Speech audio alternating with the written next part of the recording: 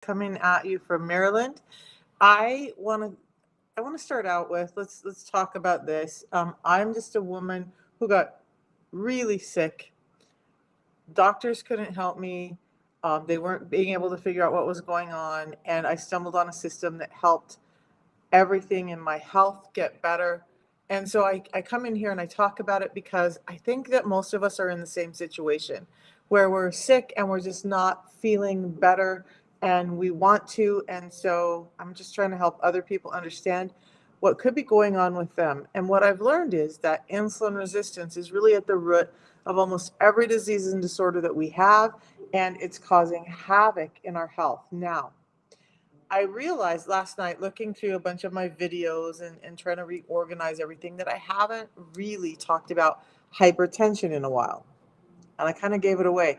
Do you guys know what when I look at Google and I'm like, what's the top health concern that people are looking up? Do you guys know what the number one condition that people are looking up right now?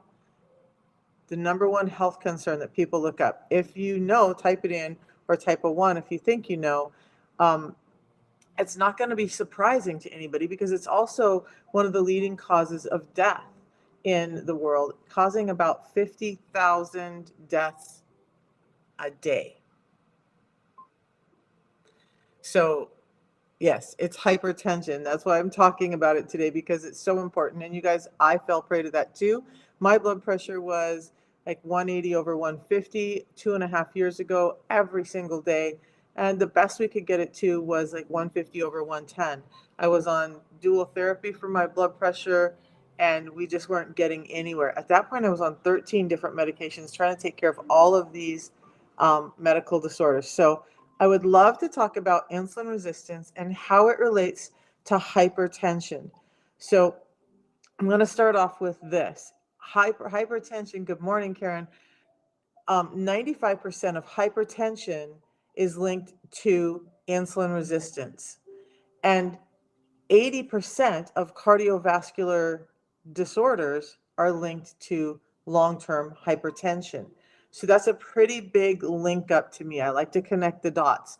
So let's take a step back. Now that we understand that, 95% of that 80% of heart disorders is coming from this hypertension, insulin resistance related, then we can start to see what a real path to helping hypertension might be. So let's first understand insulin resistance. And if you guys have questions, please ask me. I would love to help out in understanding what's going on. There's 5 ways that I talk about that insulin resistance causes hypertension, and it's important to know because a lot of people will use the protocol that I'm doing, and they're thinking, well, I don't in a week I'm not feeling better. I was on a video last night by one of our other distributors, and they were talking about it, and people were saying, well, it's been 3 weeks and I'm not losing weight, or it's been, you guys, this is so much more than losing weight. This is so much more than any of that. So I want you to understand, by the way, if your heart's not working right, you probably are having weight problems too. So insulin resistance, do you guys all understand what insulin resistance is? If you don't, please just put a 1 in the chat so I can understand. And I would love to explain it in a very simple term. You guys, I'm not going to get all sciencey on this part. I just want everybody to kind of understand what insulin resistance is because we're all hearing about it. Thank you, MP, and welcome in everybody who's dropping in. So insulin resistance, let's look at this. Insulin has a number of jobs, but the one that I like to talk about the most is that it is a delivery transport system. Insulin is a hormone, okay? It's a hormone, and that's why I'm always talking about pay attention to your hormones and not just calorie restriction, calorie counting for your health. So insulin is put out by an organ called the pancreas. Now, what's happening is when you're eating, your food is converting into sugar so quickly that your blood sugar level spikes. But your blood, all the miles of veins that we have and vessels we have in our body, can only handle about 1 teaspoon of this sugar or glucose in the system at a time. When it senses more than that, it's going to cue the pancreas to create insulin, the hormone that's going to take that energy and transport it to the cells of the body. So every single cell, every cell in the body um, is susceptible to insulin, and fasting is one of the ways that I do. Yes, good morning, Florida Cop. I do fasting all the time. We're going to talk about that in a little bit. So we're going to talk about what insulin resistance is, how it is causing hypertension, and then I'm going to talk to you, once you understand all of that, about how to get over it. And some of the ways, the tools, there's 2 tools that I use to help me with my insulin resistance and get my blood pressure now to, I will post a video on that. My morning blood pressure was 114/70.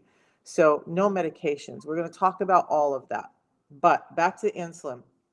So when your blood sugars go up because of the food we've eaten, insulin is cued, right? And that's a normal, healthy response. That's normal. But what's happening is we're cueing insulin so often that it's high all the time. All the time. And now that's called hyperinsulinemia, when we have too much insulin in the bloodstream because we have too much sugar in the bloodstream. That hyperinsulinemia causes a state of resistance in the body. So think about this. If a delivery driver is coming to deliver a package, but they're delivering the same package hundreds of times a day, the doors just, I mean, people are just going to be like, I'm not opening the door for you. I used to be excited. So like if Amazon was piling packages up outside your door, you would be like, I was excited to see you, but I'm not now. I'm not opening that door. I can't handle this influx. That's kind of what the body does. Most of the body, there are some cells that overreact to it, and there are some cells that are just like, I'm done. That's insulin resistance. But it all starts with the food we eat and how often we're eating. So Florida Cop was right. It's a kind of a cheat in, right? Fasting is intermittent fasting, and that's way simpler than you guys think, is one of the keys. But look, let's continue to talk about insulin resistance. So now we have this high level of insulin. We have cell doors that are not opening to the insulin, so it can't get energy in. Now we're having all these problems, including hypertension. I'm going to go over the 5 ways why. But what happens also is that when the other cells are not taking up the insulin still has to deliver it. So it's putting it in your storage unit or your fat cells. Now you're starting to gain weight. But even your fat cells will become insulin resistant, not wanting to take that insulin in.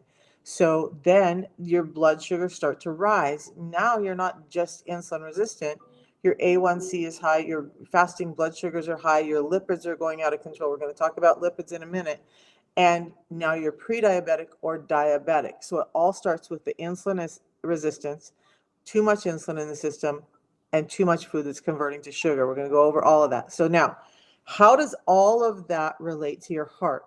Well, when you have this insulin resistance and this high level of insulin in your system, and thank you everybody who's joining, ask questions if you need to ask questions. We're going to go over these 5 ways. So I usually start with the endothelial cells, but I think I'm going to start with aldosterone. So your kidneys produce a component called aldosterone, and insulin is increasing the aldosterone in your system. What aldosterone does is cues your kidneys to hold on to salt and not expel it, so that it's holding on to hydration. So if you're retaining more salt because you have excess aldosterone, now you have increased pressure because you have increased water in the system. Make sense? So that's number 1 way. So that's why they're always saying, cut out the salt, cut out the salt, cut out the salt, cut out the salt. When yet I never have to track my salt and my blood pressure is normal. I got rid of the sugar problems and my blood pressure normalized. So aldosterone is way number 1. Now your pressure is increased because you have more fluid there, right? Now we're going to talk about the endothelial cells. Endothelial cells are the very innermost lining of your blood vessels. Now, they can grow and shrink and all of that. With insulin resistance, they're one of what I call drama queen cells, where they're taking up all the excess insulin. So they're growing. So if you think about something like, here's a bottle. Okay, so if you think about a bottle like this, or this being your blood vessel, and the endothelial cell is thin, and all of a sudden it starts to thicken, this spot in the middle now goes from something big to something very small. So now you have the pressure of a water hose, or the pressure of a fire hose trying to go through the size of a water hose. Of course, the pressure is going to go up. Remember, you've already increased your pressure because there's excess fluid there. So pressure's gone up now. The endothelial cells are thickened and they're overactive, and that means that space inside is much smaller. Pressure's going up. Now, the next thing is nitric oxide. It's a component that helps the blood vessels relax and open up. When the body when the body perceives there's too much pressure, it will tell those endothelial cells to produce nitric oxide so that those blood vessels can relax and allow the pressure to drop. However, with insulin resistance, this is one of the ways it's not working. The nitric oxide is not being cued. Insulin cannot cue that nitric oxide production as much in those overactive endothelial cells. So they're just not producing enough. Now your blood vessels aren't relaxing and the pressure stays up. So that's three ways, right? They put you on metformin. Um, I'll talk about that in a second. Let's get through these five ways. So we did aldosterone and salt, right? We did thickened endothelial cells.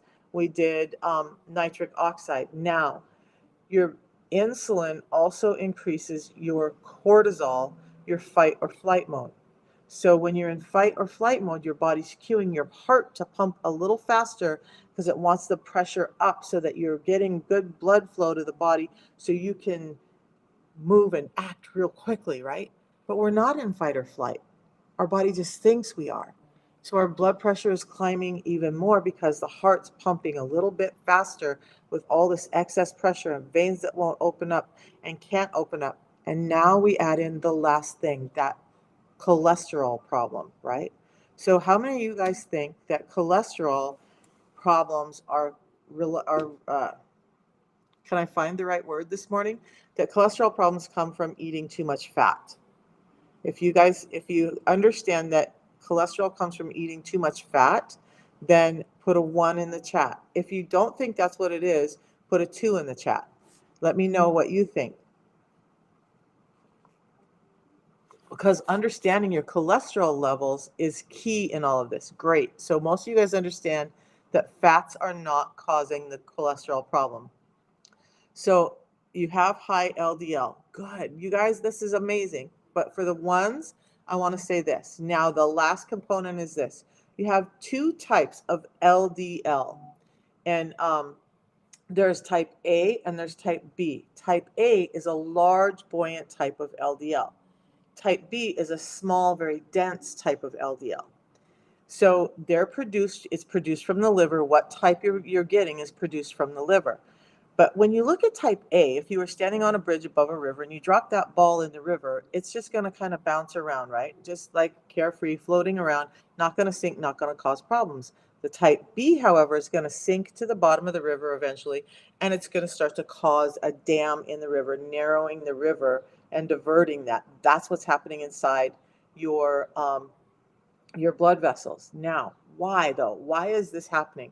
It's about the sugar increasing the insulin and insulin cueing the liver to produce more of the type B, the small dense type of LDL, and not the type A. So now you have this dysregulation, less of the type A, more of the type B. Now it's causing clogged arteries. So it's really the sugar that's causing the arteries to be clogged through the actions of insulin being overactive in your body. So those are the 5 ways. So now you have this excess volume in your vessels. They already can't open up. The endothelial cells have thickened up and creating a smaller space inside. And your heart is pumping faster. And now you add these little dams of cholesterol in your system. So you guys ready for a calculation? Let's talk about this calculation to understand if this heart problem or hypertension problem and insulin resistance are likely for you.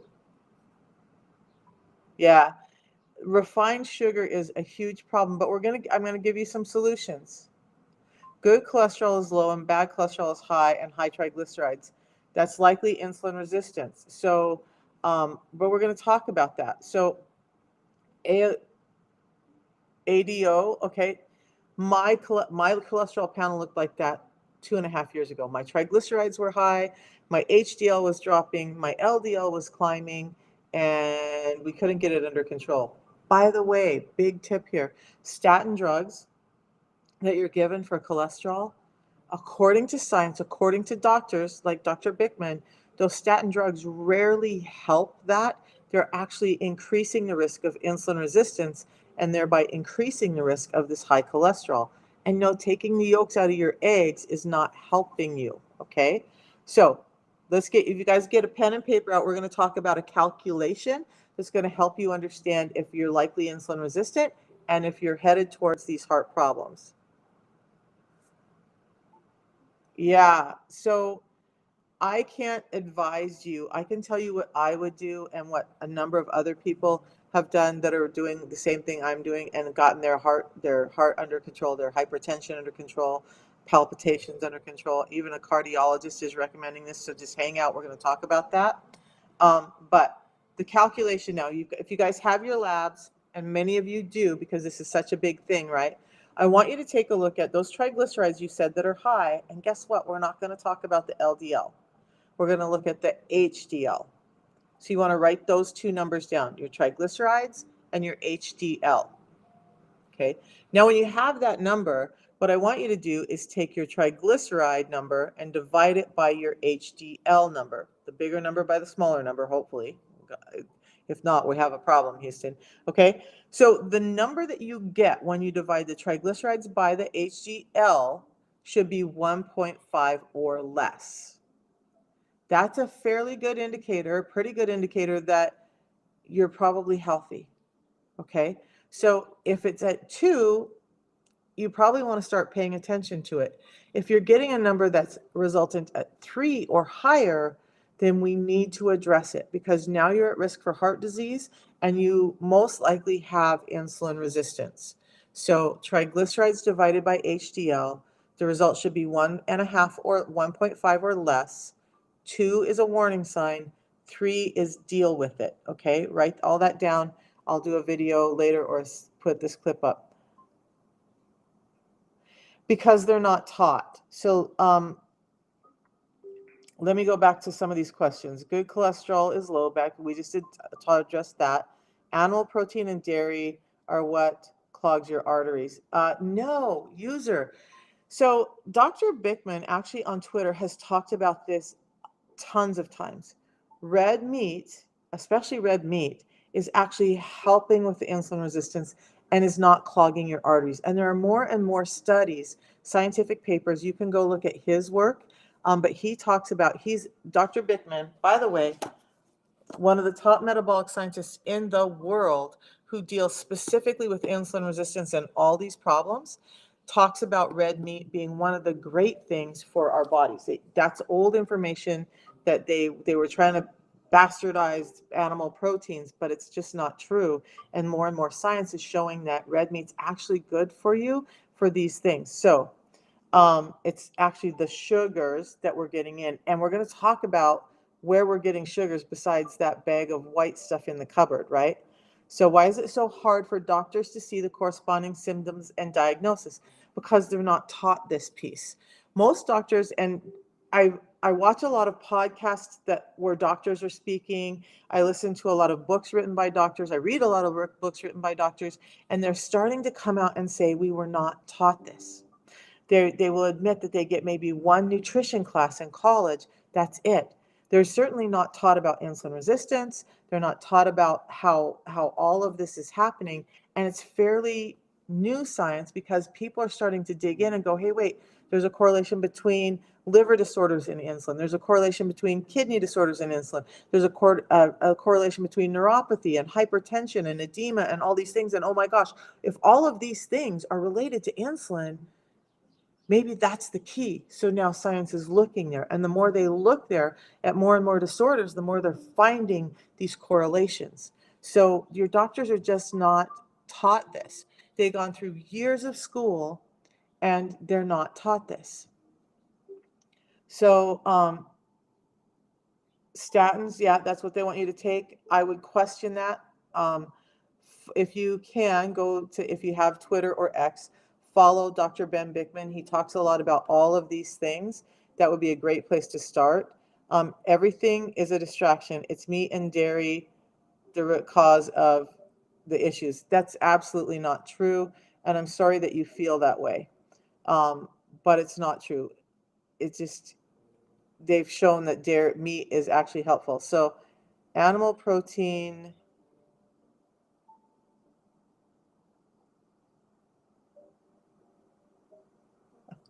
there's so many things that promote the growth of cancer in excess, right? So what I'm going to tell, can you repeat the name of the doctor? Dr. Benjamin Bickman. And if you go to my profile and tap on the link, there's a whole bunch of stuff, but at the bottom are my recommendations, and a link to his book is there. And then Dr. Fung also does similar work. He deals more with the fasting part. Dr. Bickman deals a lot with the nutritional components and all of that. Thank you, Adita. Thank you, thank you, thank you, thank you. So now let's go back to this whole insulin resistance and hypertension component. So there's a lot of talk in here about red meat being bad. It's not. You guys, if it was so bad, why are my arteries doing better? My visceral fat is better. My hypertension is down. My brain fog is down. My headaches are going away. My eyesight's better. All of these components of internal health are so much better for me, and I focus on meat protein, but that's me. So I do want to talk about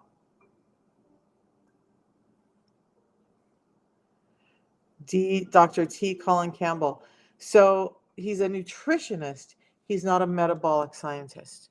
So he's looking at nutrition, and that's great. I will look him up. But I don't know if it's because the L-carnitine in the meat helps. Dr. Bickman posted the studies. I haven't had a chance to read through it. 2.8, Debbie, yeah, we should start looking at it. So we're going to talk about how we're going to address it. And you guys, I want you to understand this. I am not advocating for anybody to go extreme right or whatever, to a carnivore or to extreme vegetarianism. I'm talking about the majority of us who just want a normal, healthy life in the environment we have today. Okay. So the truth is, our food has been modified and our food has been manufactured. So even those organic foods that we get, yes, there's a great deal of, we're not getting as many pesticides and glyphosates and all of that stuff, but they still are not the same as they used to be. So this is my favorite analogy. And you guys can look up, Google what our foods used to look like. Just what our foods used to look like. You're going to see a ton of examples. But a peach used to be about the size of this, right? Hard, dense, crunchy, more bitter than sweet. And we wanted it bigger, juicier, better, because everything in our world today is bigger is better, right?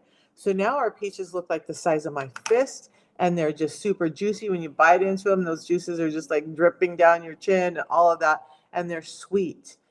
Those peaches are completely genetically modified, and they've had a number of fibers stripped from them to allow them to be less bitter, less crunchy. But guess what? The fibers in those foods is what was helping you protect you from this onslaught of sugar. So we need to understand that fiber is one of the keys. If calculating right, your blood sugar is 1.2, let me see. Walking after meals, TCM, is absolutely great, but let's talk about, we need to get in more weight-bearing exercise. We're going to talk about that in a minute. Dr. Bickman also is an advocate of it. Dr. Jones, who I'm working with, is an advocate of it. Many, many doctors are starting to say that weight resistance training, not like bodybuilder type training, but resistance training is key in helping your muscles stay sensitive to insulin. Walking is great. How about put a 50-pound backpack or a 20-pound backpack or some weight on that backpack when you're walking to get some resistance in there and add to that. So walking is great. If that's what you're capable of, start adding get a backpack, start adding some weight as you're walking. As soon as you can, start doing some resistance training. Do push-ups at home. Do, like You could put a backpack on and do couch squats at home just to get some resistance training in, okay? And as you can, get better resistance training where you're actually putting good weight on. If you're calculating right, your total is 1.2, but your your non-HDL, okay. So your triglycerides are 185 and your LDL is 167. So I'm not an expert on that. I'm just relaying information from NIH and Dr. Bickman. So I will look that up. But there's another doctor. I have a client who said my cholesterol is high, but her HDL is high. So the overall cholesterol, according to this, I think it wasn't Dr. Lee. It was one of the doctors I listened to and he's a cardiologist, said he doesn't even look at the total cholesterol. It's those numbers, those components, and where they're landing. So I don't actually have an answer for you, Gypsy Soul. I'm not going to just come out with one because I want to sound smart. Wouldn't it be better to eat more and portion control? Absolutely, SP 1969. So let's talk about that. One of the big things people are getting wrong is this calorie deficit. So let's talk about intermittent fasting, because this is tool number one. Intermittent fasting actually helps with the insulin resistance because it's training your body not to have to utilize insulin all the time. It's not about calorie restriction. It's not about a deficit. It's not about that. It's all about the hormone. So actually, I'm losing weight again. I'm losing inches again. I had my gallbladder removed. By the way, we'll talk about that in another live. The gallbladder stalls your weight loss and increases your propensity to be insulin resistant. Gallbladder is super important. Ladies, if you have no gallbladder and you're having problems losing weight, that's probably part of the problem. So I'm eating more. My calorie load is about the same in 5 days of eating as it was in 7, because I'm doing an extended fast to get my insulin under control. But my protein levels are higher, my fiber levels are higher, my nutrient levels are all higher, and I feel like I can't eat enough in the day. I still do intermittent fasting on my 5 days of eating, so I'm doing a 16-8, but it's in focusing on the nutrients, in focusing on getting in about 150 grams of protein and at least 30 to 40 grams of fiber. I'm stuffed. I just can't seem to eat enough. I'm not starving. I'm losing weight. Inches are going down. Health is getting better. How can that be? Because you're being told that calorie counting is the way. It's not. We have to pay attention to the hormones that are causing all of these things and this. Okay? So you're absolutely right. How about we focus on the nutrition and subtract or divide? Okay, so we're not using LDL as a number. So remember the calculation. Let's go back to that. That could be what happened. So you want triglycerides, find that, triglycerides. You want HDL. We're not even looking at the LDL number in this calculation. Triglycerides and high density lipoprotein, okay? So triglycerides divided by HDL. That's the calculation you need to find the number that works. What that number is really doing is telling you the relationship of the small density LDL, even though it's not in the calculation, it's the best window we can get to look at what your type B LDL levels are. That's what that's telling us. The higher the number, the more type B LDL you have in your system, the more likely you are to have clogged arteries and heart problems and insulin resistance. Okay. If I'm missing anything. Okay, PCOS is another great one. We'll talk about that in just a second. So your triglycerides are 74 and your HDL is 62. Yep, triglycerides divided by HDL. What about people with PCOS? So I'll come back to PCOS. Hang out for just a second. I want to give these two solutions. We're going to go over why intermittent fasting really quickly, because there's just this big issue of people not understanding intermittent fasting, and they're thinking that it's about caloric restriction when it's not at all. Okay, it's not at all about caloric restriction. So when we look at hormones, remember every time you put food in your face that spikes your glucose, your body's cueing insulin. So insulin can take about 8 hours to come down after it's been spiked. So if you eat a meal and you wait 8 hours, your blood sugars have to come down and normalize. And then a couple hours after that, insulin will be like, oh, they're not giving me any more of this glucose to transport. I can go to sleep. So when that happens, this component hormone of glucagon can come out. So what we're doing is we're training the body to use the hormones correctly. So insulin comes down, glucagon comes out. Now, why these two and what do they mean? It's all confusing, right? Insulin is big word, anabolic. It just means it likes things to grow. It's a saver. It wants things to grow. Glucagon is a spender. It's catabolic. It wants to burn things up. So you can understand that our body prioritizes insulin over glucagon, because if glucagon ran the show, we'd just be eating ourselves up all day. So we got to get insulin down though, because that's sugar. Insulin, sugar, get that down. Glucagon, fat burning. Okay. Insulin, we're utilizing sugar for energy, food we eat. Glucagon, we're using our own fat for energy. Now, 8 hours for insulin to come down. About 2 hours after that, before glucagon can come out. Glucagon starts this whole thing of um, autophagy and all of these, like HGH increase, ketone increase, fat burning. You cannot burn fat for fuel. You cannot break down fat when insulin is present in your system. So insulin is a great thing. We want it in the right amounts at the right time. We have too much of it. What intermittent fasting does is allows glucagon to come out and start cleaning up some of the stuff that's gone wrong in our body. Inflammation can start to go out. HGH increases, which induces natural healthy muscle growth. Ketones increase, which is telling your body to burn fat for fuel. So now we're switching between sugar for fuel and fat for fuel, and we should be able to do that. We're supposed to be able to do that, but we're not right now. So then that's at about hour 10, glucagon comes out, but it's about hour 12 before HGH and ketones start coming out. Now at about hour 14, 2 hours after those things come out, you're actually in a fat burning state, and you're actually getting rid of some inflammation, and your gut's starting to reset, and the microbiome in there that's been sick is starting to regain some traction, and your gut's cleaning out.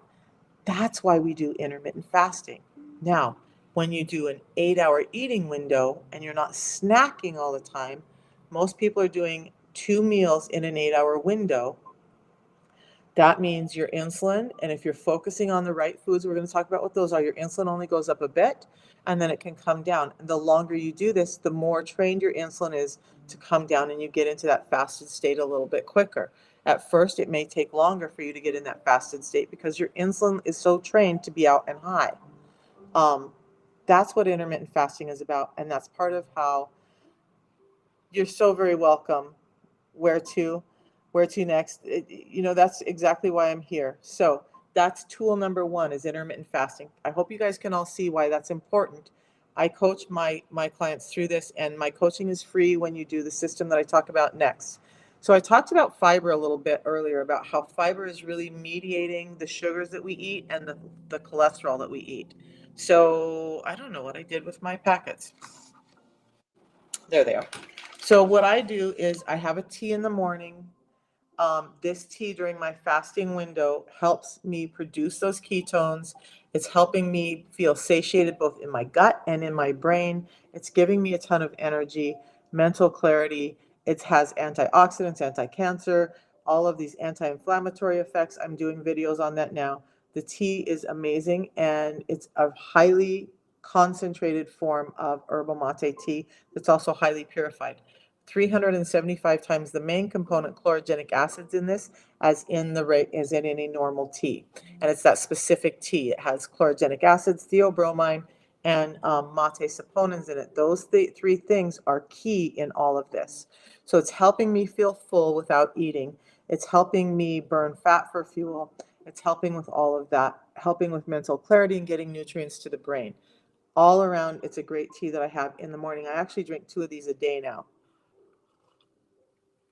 So then when I do eat, during my 8-hour eating window, when I eat, I have another supplement before I eat. It's a pre-meal drink that has 7 different soluble and insoluble fibers that help slow down the delivery of that glucose, thereby slowing down the insulin spike. It helps me feel full before I eat. It helps me feel full longer after I eat, and it just slows down the delivery of that sugar into the system. So now we have a lower, slower insulin spike. Oh, okay. So thyroid, I am on a low dose thyroid. My thyroid is normalized over the last 2 years, 2.5 years, but still just a little bit to get there. So I don't eat anything in the morning. You can have something like a little bit of avocado with it, or some MCT oils, something that's an oil. Oils don't spike. We're about to get to that, but I'll round back to that. Triglycerides divided by high density lipoprotein, HDL, um, in the morning, and taking a cholesterol pill. Whew. Number one, honestly, I would think about the cholesterol pill, do some research. They're now saying those cholesterol statins are causing more cholesterol damage than they're causing good. So that's just something for you to look at. I can't tell you what to do. I'm not on a cholesterol pill now, so I can't remember like if you need to eat or not. The thyroid pill I never eat. The thyroid pill I have 20 to 30 minutes before I eat anything. We want that on an empty stomach. The thyroid is an energy regulator. So I'm not. Are you on Synthroid? Um,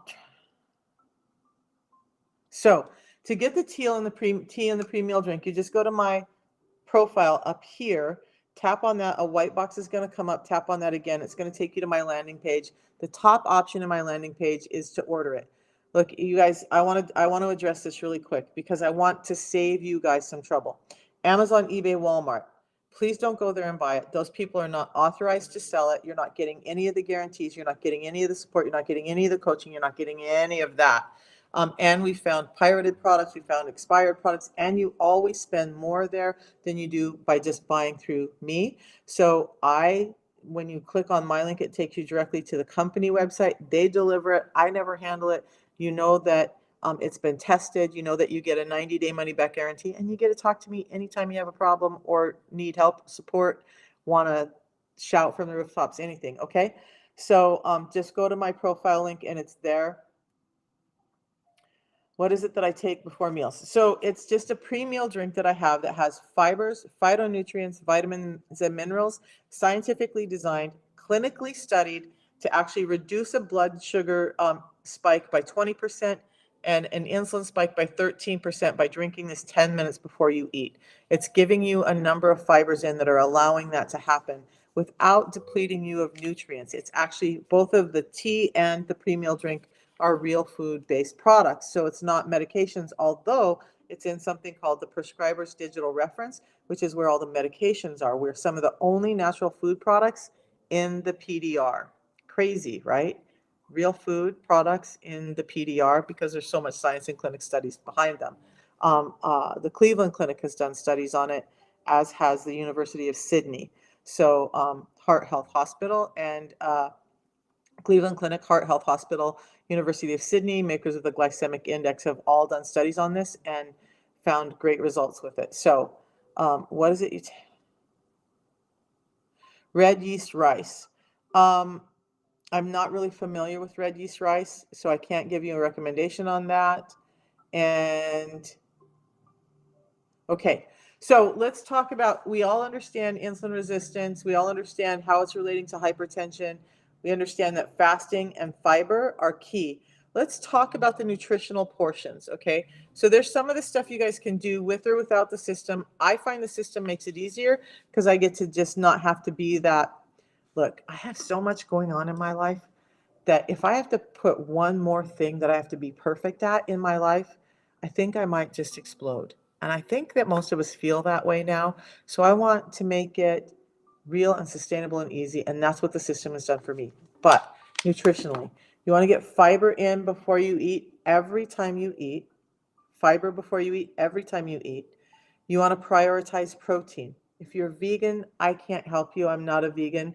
You'll know what protein sources are there, or you can Google what sort protein sources for protein.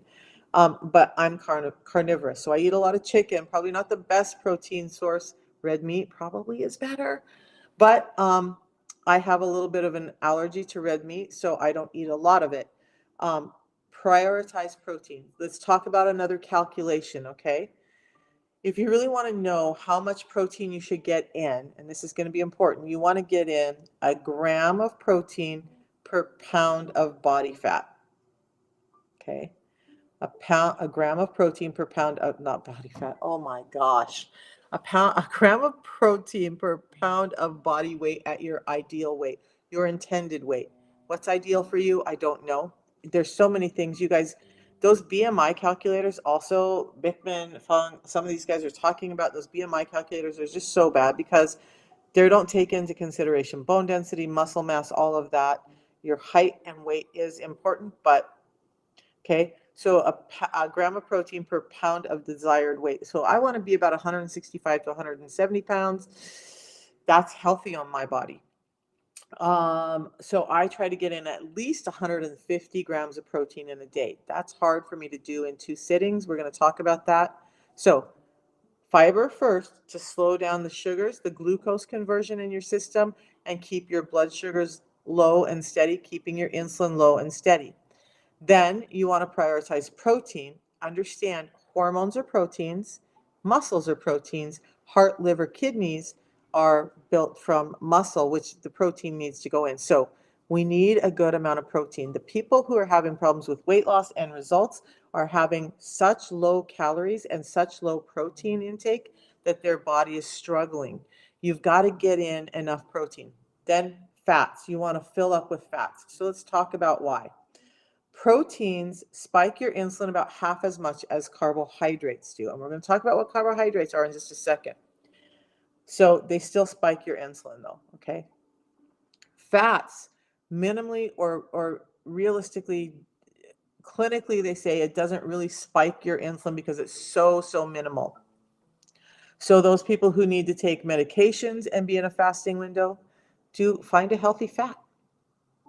Use some healthy fat in the morning, not a lot, enough to get in your stomach, and that's going to help you through the fasting and be able to do those medications that your doctor is prescribing until you can get off of them with your doctor's grace, okay? So then fiber, protein, fats, limit your carbs. Now we're going to talk about carbs. So protein spikes your insulin half as much as carbs do. Fats really don't spike your insulin. Carbs are what's spiking your insulin. So what is a carb? I think we need to be clear on that because most people don't know. I didn't know for a long time. I wasn't clear. Your fruits and vegetables are carbohydrates. It's not just breads and pastas and rice that's carbohydrates. Your fruits and vegetables are carbohydrates, okay? So fruits have some fructose and some glucose producing in them, which the fructose, by the way, has to be produced by, produced. It has to be metabolized by the liver. I'm just so crazy this morning. Um, so there's that. You guys, I love guest requests, but if I don't know you, I don't just throw you in here. So um, if you want to talk with me, message me and explain who you are and what you want to say. I'm more than happy to get you on. You're a friend, but I don't know who you are, Binky Cat, off the top of my head. Um,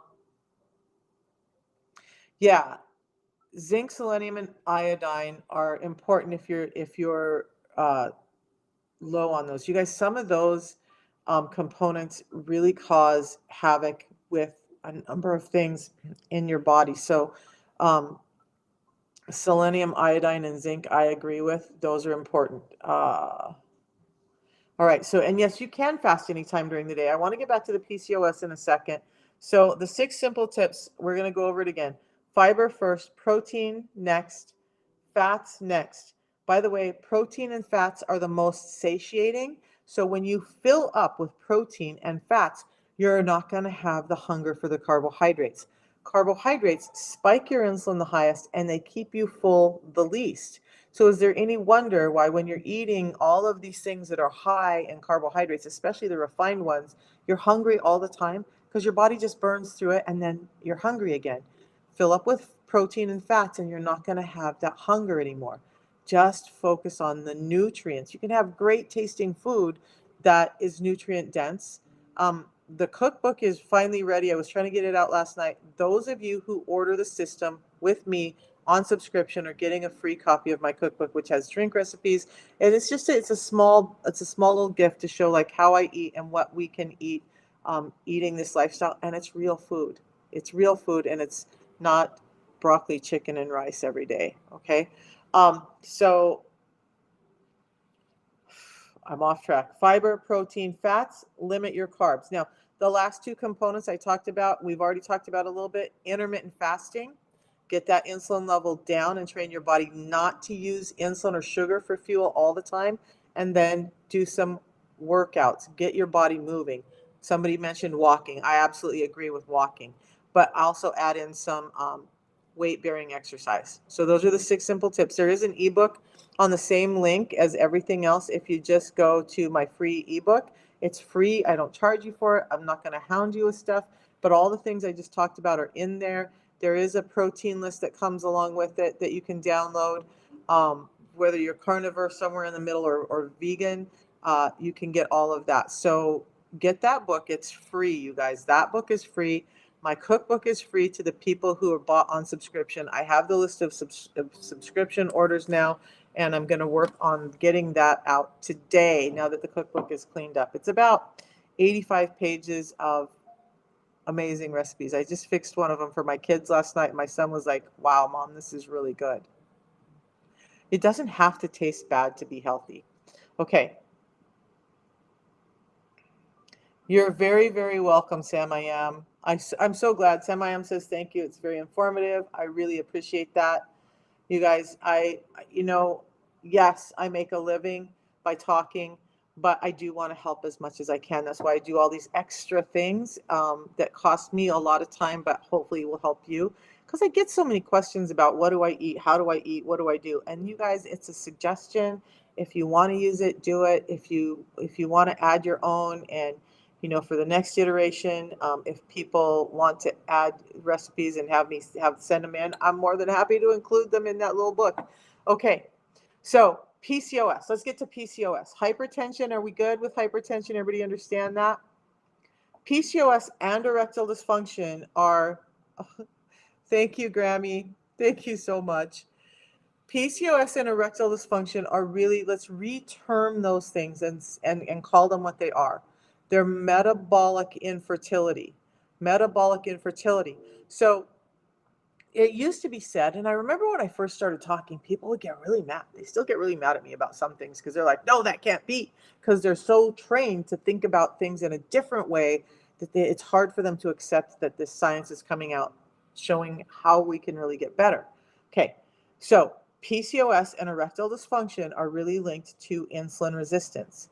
Yes, there's a genetic component that says you're more likely to have it, but that genetic component doesn't switch on like a light switch until something switches it on. Insulin resistance is often the thing that switches that on. So PCOS.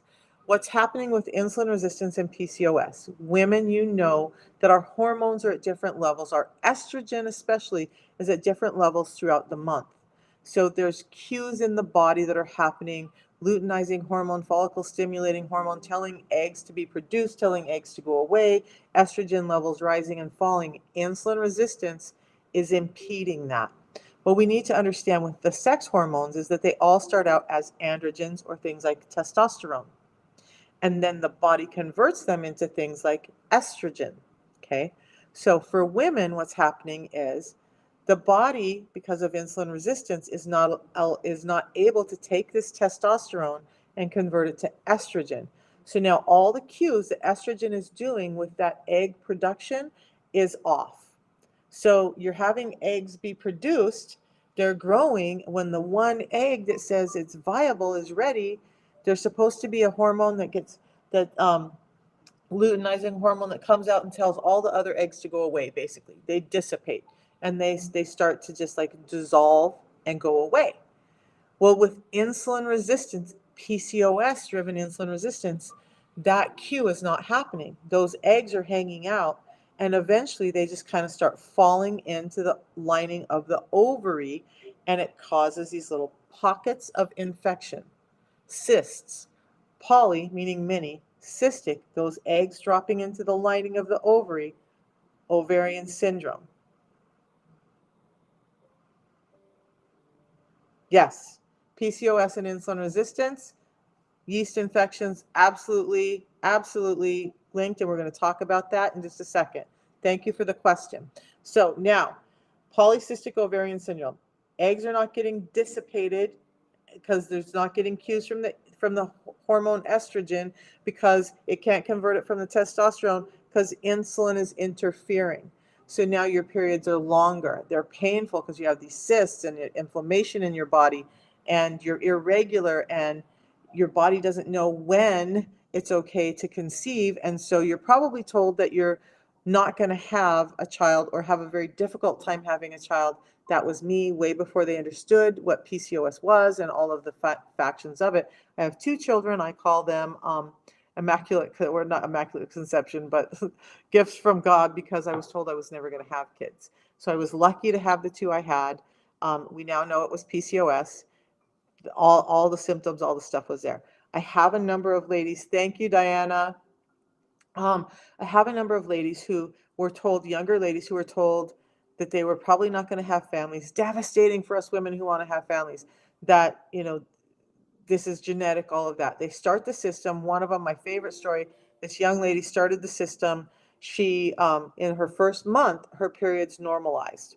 Her second month, normal period. Her third month, no period. Now she's a little bit pissed off, right? Like, what happened? I thought this was going so well. Well, she ended up doing a pregnancy test, and guess what? No period, because she was pregnant. So a girl with PCOS, told she wouldn't have a child, now has about a 1.5-year-old baby. Another one of the guys who's a paramedic, his daughter was sneaking his system, and he never said anything. He just kept replacing it because he wanted her to be healthy and didn't want her to stop. She was actually able to conceive, although they told her she would never have children. You guys, it's lifestyle related. It's insulin resistance.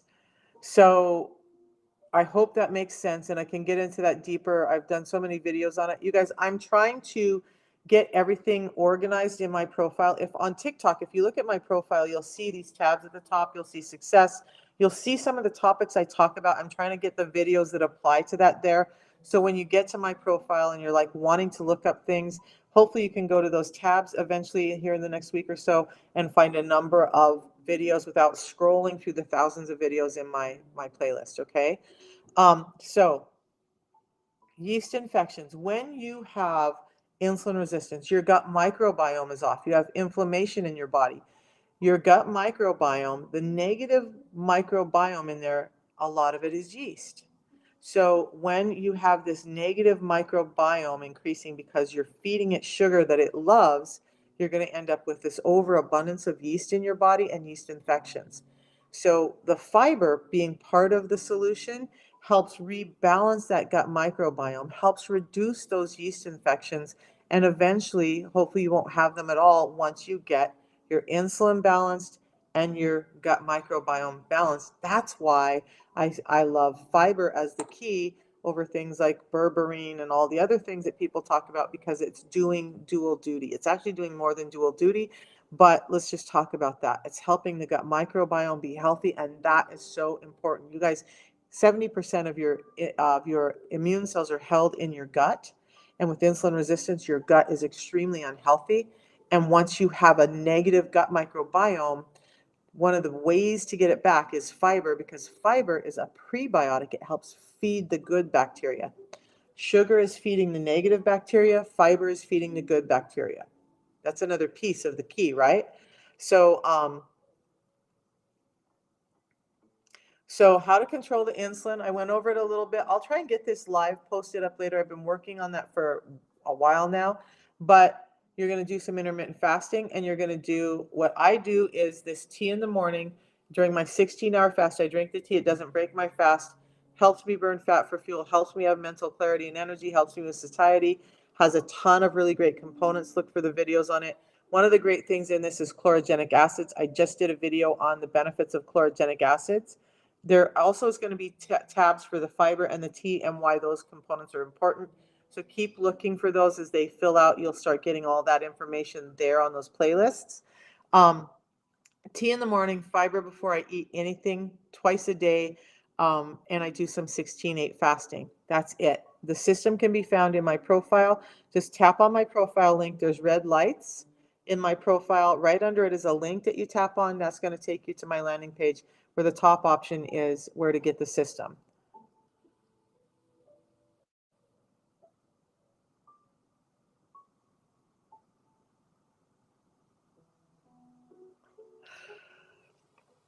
Okay, I'm just looking to see if there's any other comments that we need to address. You're absolutely, absolutely, absolutely welcome, Riley.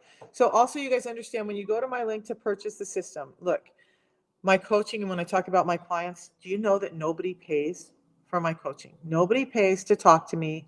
Nobody's paying hundreds of dollars a month to be able to talk to me and have me help them with what I can help them, answer questions where I can. And if I can't go to someone who's reliable to get the answers for them, nobody pays for that. That's just part of what I do for you when you're doing the system. So, three things you're getting when you buy the system with the link that I talked about. You're getting a 90-day money back guarantee. We haven't talked about that. So this is scientifically, clinically proven, right? So it will reduce your A1C, your blood glucose, your triglycerides in 90 days if you do it correctly, if you do it like I'm talking about. If those things don't happen, you get your money back. But they're so confident in it. It's been helping so many people. They now give that 90-day money back guarantee, whether those things are happening or not. If you're happy after the end of 90 days, great. If you're not, you can get your money back. So yeah, I'm going to talk about the high blood pressure even with pills. Thank you, Janice. You guys, I love when you give me gifts. It makes me so happy to be here and do what I do. All right, so that's guarantee number one. Guarantee number two is that you get a quality guarantee. We triple test the products. So before it ever goes into production, during production, and after production, it's tested. If it doesn't meet our standards, it doesn't go out to you. And then you're going to get the low price guarantee. When you use my link, you're getting it the lowest price possible. Amazon, eBay, Walmart. People have said, yeah, I bought it on Amazon. I never heard from you. Well, you didn't hear from me because I didn't know you bought it and you didn't buy it through the company. And yeah. So you're not getting the coaching, and they ended up spending about $100 a month more for it than they needed to. It costs about $5 a day, guys. Do it on subscription. You can cancel a subscription at any time, but you're going to get some benefits. You get a free gift the first month. You're going to get the free cookbook. From now on, once I have this set up, anytime a subscription order comes in, those people that do it on subscription are getting the free cookbook just to help you out understand how to do this. Okay. So you have really high blood pressure even with pills. That was me, Diana. So I was on 13 different medications 2.5 years ago. I don't have one prescription today, not one. My blood pressure was 180 over 150, even though we were cycling through these medications and trying to work on statins, and we were doing all of these things that they recommend. Couldn't get my blood pressure under control. Multiple doctors looked at it. They were frustrated. We just couldn't get it under control.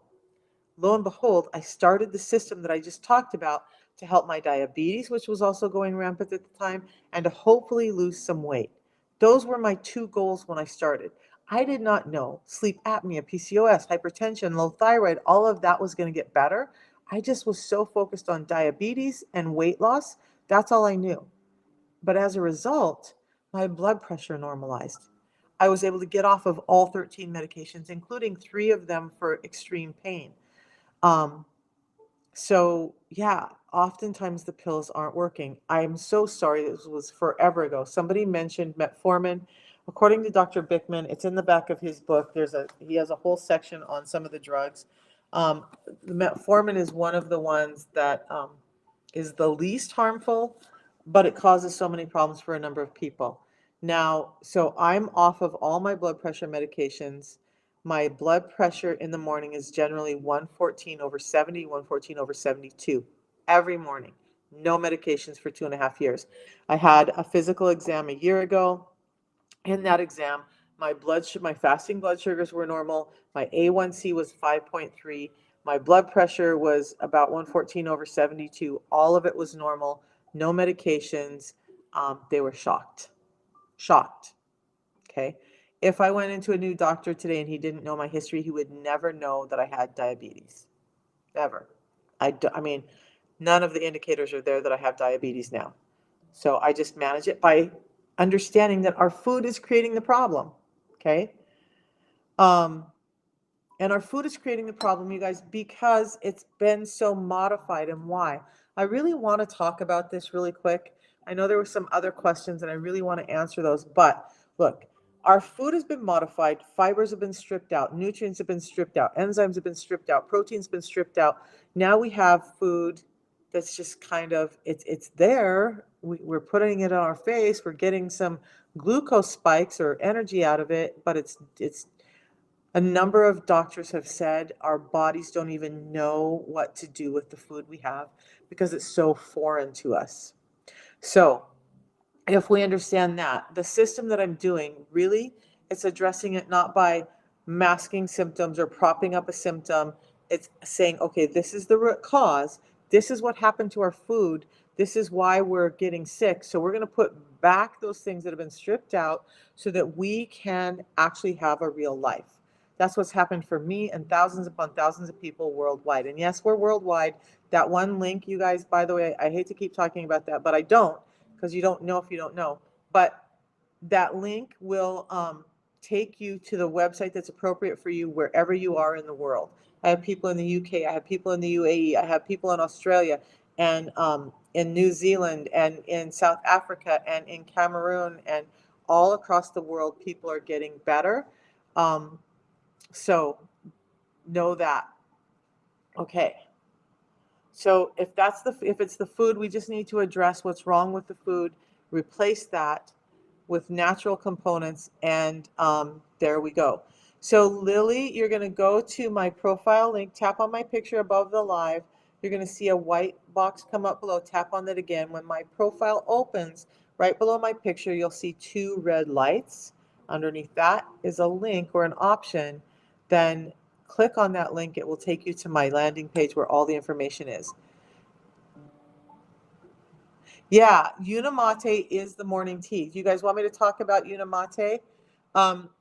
Unimate has a number of amazing components in it. So what is Unimate? Let's talk about this Unimate that I'm drinking. What it is, no hiding anything, because like this other Lily, like I can't see your name, PETA. You guys, my website's on there too on that link. It's not just a sales link. My website's on there. A number of other things, helpful things are on there.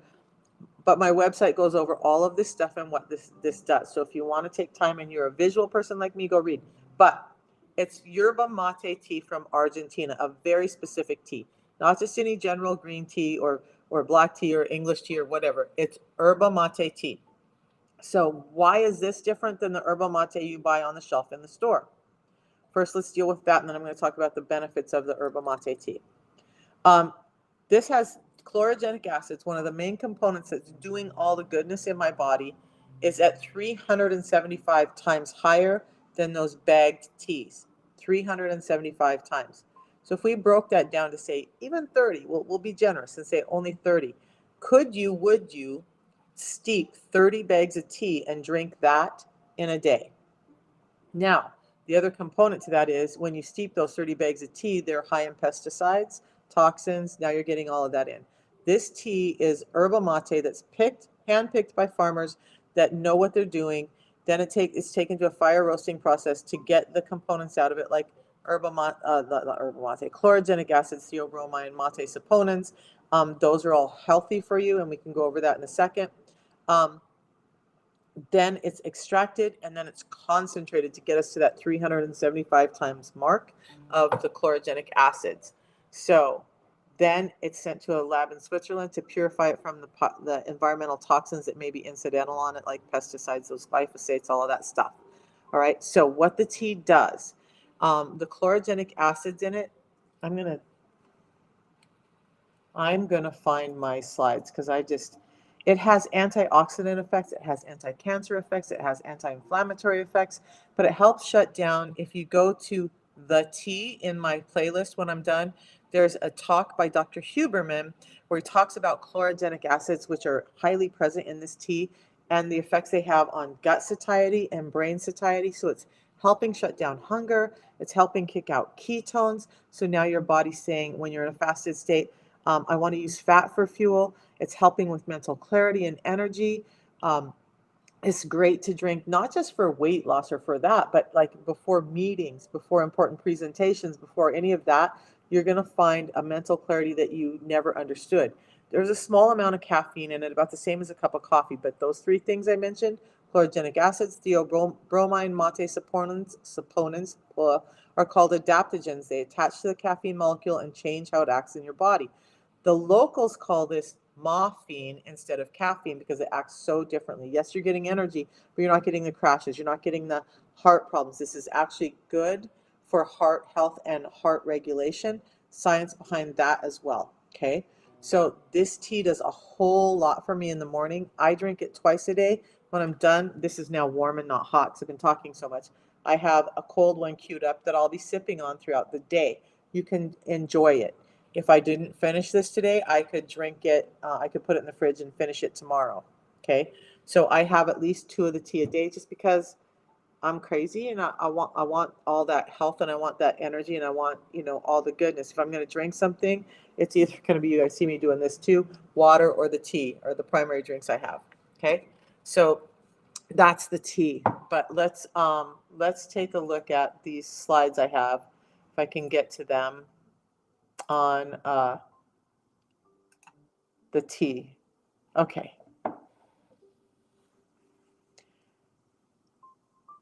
Hang on. Give me a second. I'm getting my life together. Um, in a big way. I'm getting my life together. Okay. Apparently I'm not. Let's go. Okay, take that down. There I am. Let's flip this camera around so you guys can see this. Okay. So the Unimate, you can have it any time of day. All right. You any time of day. I drink it even in the evening now. You don't get crashes, it's non-addictive, all of that stuff. But the components in it that are working in the Unimate tea, you hear me talk about chlorogenic acids. So they promote that neuroprotective gene expression in the brain, protecting the brain.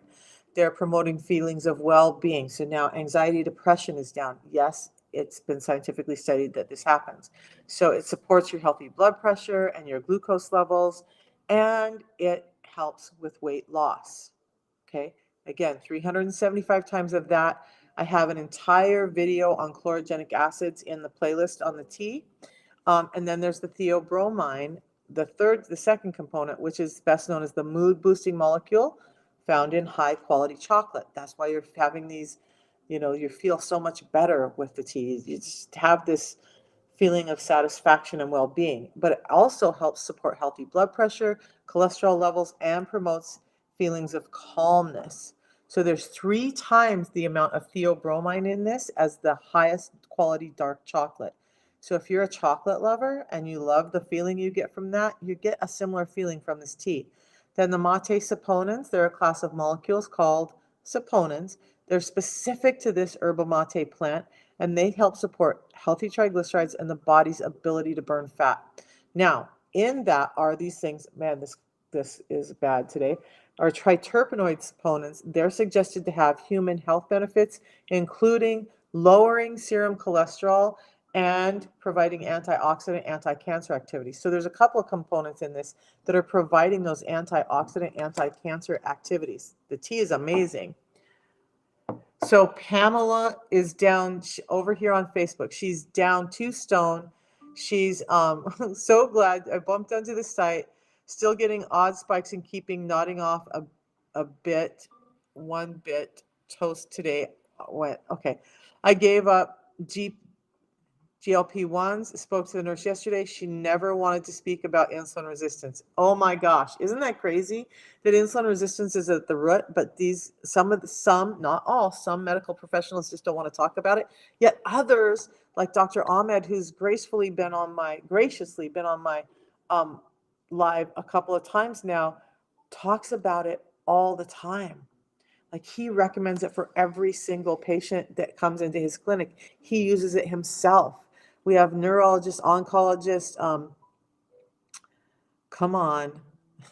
We have a number of different doctors who are using the system now that they've tried it, seen how it worked for themselves, read the studies. They're like on board, especially the doctors who are not bought into that big the big pharma and the kickbacks they get from that. The doctors who are really trying to take care of your health are taking time to do this. Now, most doctors don't recommend this because they don't want to take the time to do the education that I just spent giving you today. So they don't. Oh, no, it's okay, Pamela. And you know what? I wish I have got to find my bell. When I moved, I lost my bell. If I had my bell, I would be giving you the bell. So 2 stone, I need to look that up and see how many and how long. Um, I'm just so happy for those results, Pamela. That's amazing. Um, and I want to celebrate that. You guys, actually, I had a person call me the other day. She has ankylosing spondylitis or had it, and she was struggling and she went in for a checkup and her doctor said it's gone. Now, I'm not going to make any miracle cures. I'm just sharing stories, right? But she called me and said, I'm not suffering from it. There's no signs of it. They said either it's in remission or it's gone, and they have no explanation. And the only thing she did different was the same system that I'm using for my diabetes. Ankylosing spondylitis, gone. Um, Now, I'm not going to say that's going to happen for everyone. I'm sharing her story. But that's crazy, right?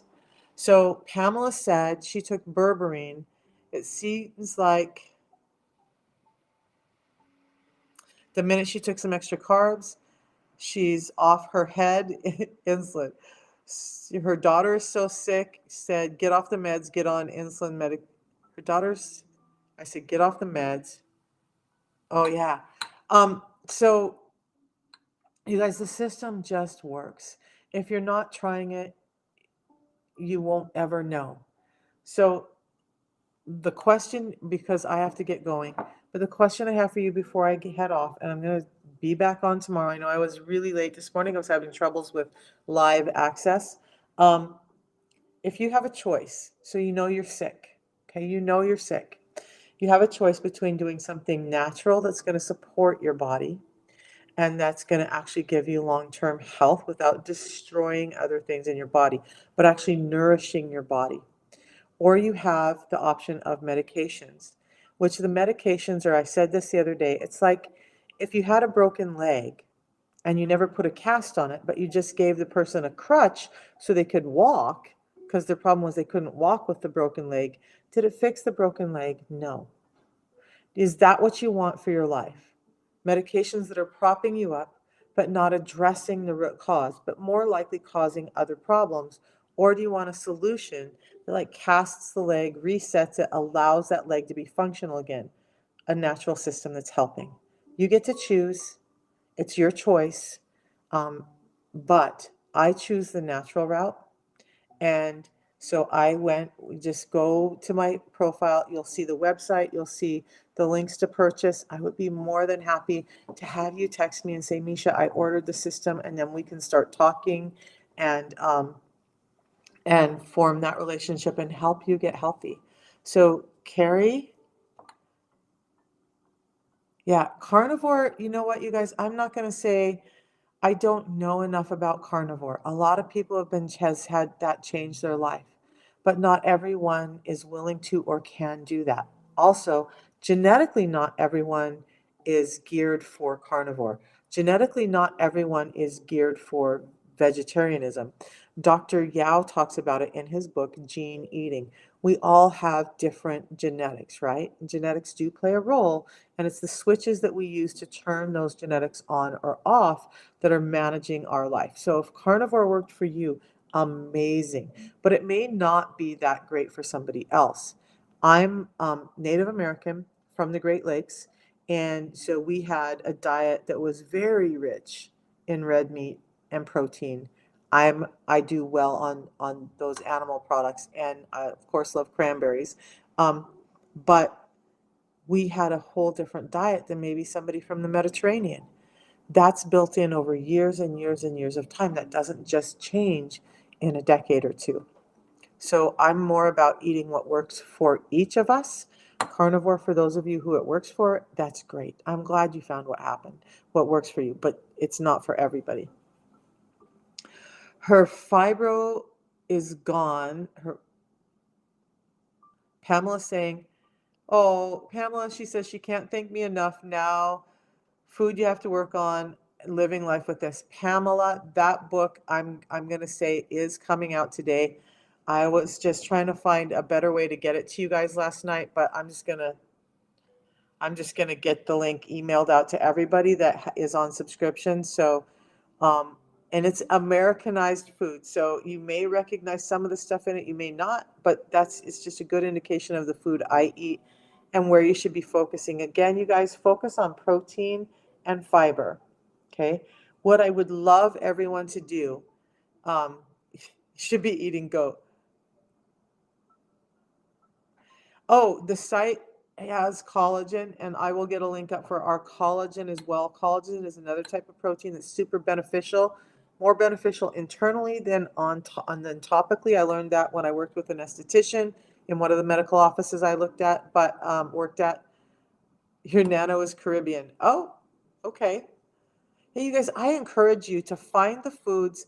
No, look, when we're talking about cravings like Oreos or Snickers or whatever, little history into my past, right? Those are not the cravings I'm talking about. But if your body, there was a point in time where my body just craved chicken and red grapefruit. And I was going to a holistic doctor, a naturopathic doctor, and I was afraid because he had this German technology where he could tell like what vitamins and minerals I was low on. He could tell all this stuff. He was an amazing doctor up in Spokane, Washington. I don't think he's there anymore. But I went in, I'm like, oh my God, I have been living on chicken and grapefruit, and I don't want to tell him because my nutritionals are going to be all off. And he got done with all my tests. He was like, your nutritionals are some of the most perfect I've ever seen. What are you doing? So I'm going to encourage you, if your body craves more of a vegan diet, follow that. Don't force yourself to eat carnivore if that's not what your body craves. Not what your mind craves, what your body craves. Start paying attention to how you feel when you eat foods. If your body craves, like there's days I'm going to admit I had some sugar yesterday. We've had an emotionally high week, and so I noticed that the more sugar I ate, the more I craved that damn sugar. But at the end of the day, I was like, man, I just want something savory. I want some protein. That's what my body really says it needs. Pay attention to what your body needs, okay? Pay attention to those cravings. Your body's telling you something that you're missing. Of course, not Oreos, but when your body's craving asparagus or Brussels sprouts or lemon or whatever, pay attention to that, okay? Have you ever heard of the book Eat Right for Your Blood Type? Absolutely, Carrie. Eat Right for Your Blood Type, Eat Right for Your Body Type. I've read them all at some point, and yeah, I agree. So blood type and genetics are very closely linked. So I think Dr. Yao's work links right into that same idea that they were talking about in Eat Right for Your Blood Type. Absolutely. Me too. I am definitely a savory person. We had for dinner last night, you guys asked. So today is an eating day for me. It's way past my 16 hours, so I'm going to be eating after I'm done with this. But because I've shifted to get nutrients in, I'm going to say this before I hop off. What I'm doing today, what I'm going to eat today, I don't even know what my second meals are going to be like. I have some chicken thought out in there. I have a new recipe that I want to try out, a chicken bacon ranch bake with some cream cheese, so good fats, some bacon. some grated cheese on it, either that or I might make a homemade Chipotle style bowl with, some salsas and some beans and stuff. That's a lot higher in carbohydrates though. But my breakfast is going to be one of the shakes from the book because it's high in protein, high in fats. I want sometimes for fiber, besides the fiber packet that I have, I'll add avocado and spinach to my shakes. You guys, when you flavor the shakes, those things aren't really tasted, but you're adding in all that goodness of those really healthy, good fats with fiber. So what I'm aiming for in each meal that I eat right now is about 50 grams of protein and at least 10 grams of fiber. So when you get the ebook, the shakes, to get it up to the protein level, because I don't care about the calories, I care about the nutrients. I just double up on the protein to get it up to the protein level that I want. So that's going to be my breakfast. And I'm going to tell you, once I get that shake down with around 50 grams of protein and having about 10 grams of fiber in, I'm going to be full. When 2 o'clock rolls around, because I'm eating 3 meals right now, to get nutrients in. The only reason I'm having 3 meals is to get nutrients in. I'm going to be full. It's going to be hard for me to even eat that next meal, but it'll be some kind of chicken dish with some kind of vegetables, and I'm not sure yet. Haven't thought that far ahead. And then dinner might be salmon, chicken, or some red meat and some more vegetables, but really great. So last night we had a Tuscan chicken. So I accidentally used butter instead of olive oil, which changed the flavors entirely, but it was great. So I sauteed some chicken breast in butter, added some chicken stock to it, and then threw in some whole cream. I don't do low fat anything because the fats in those products they're better for you than removing the fat. When you remove the fat from the dairy products, you have a glucose spiking product, okay? So whole cream, chicken stock, uh, sun-dried tomatoes. I had some leftover sauteed mushrooms, so I threw those in there. Some garlic, some thyme. Simple. Super, super simple.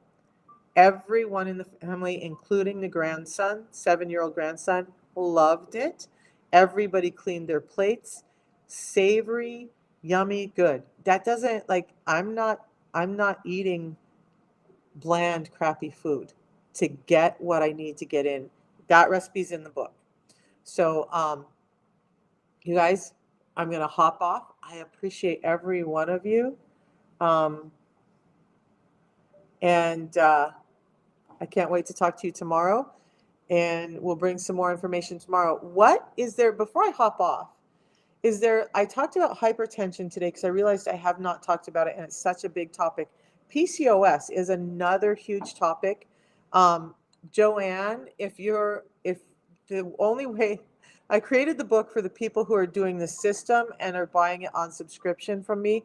So if you're already purchasing the system from me on subscription, then the book should be coming out to you for free today. I'm not selling the book. I'm not in the process of publishing anything. So it's a bonus to the people who are on the system. So that's what the book is. Now, is there something that everybody wants me to come in and talk about tomorrow? I'm kind of leaning towards PCOS, but I've also thought about gallbladder and I've also thought about liver. So can we do this?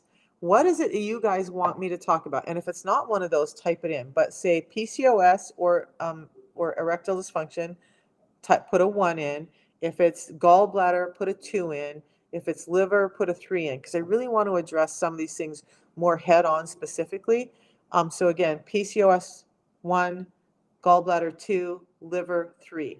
Okay. Oh yeah. So PCOS and liver so far. Yeah, PCOS is a big one. 3 liver.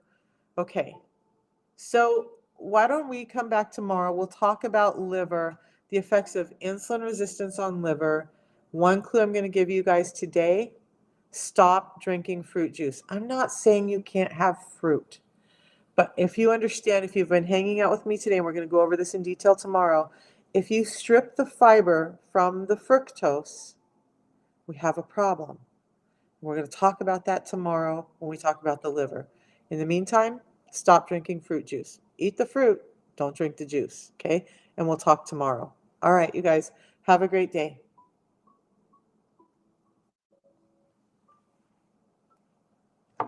Thanks, you guys. I appreciate you. And Pamela, I'm so, so happy. We should talk. I actually upgraded my plan so that I can call freely to the UK. So if you don't have WhatsApp and you want to talk, let's get together. Okay, I want to talk to you. Have a great day, everybody.